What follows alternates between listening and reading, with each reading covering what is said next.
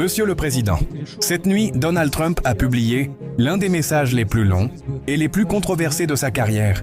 Dans ce message, il critique directement une partie de ses propres supporters.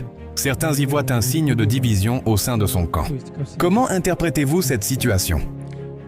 Ce type de situation n'apparaît jamais sans raison. Dans les systèmes politiques modernes, le soutien est rarement fondé sur une loyauté absolue.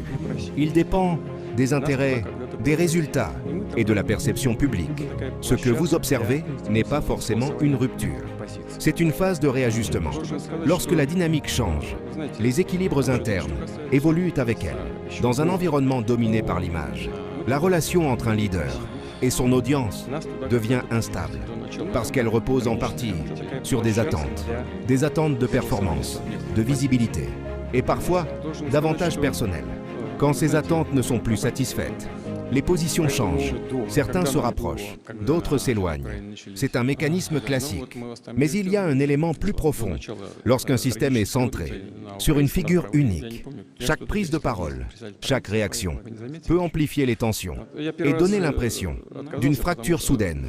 En réalité, il s'agit d'un moment de clarification. Chacun redéfinit sa place. La question essentielle n'est pas de savoir s'il y a division.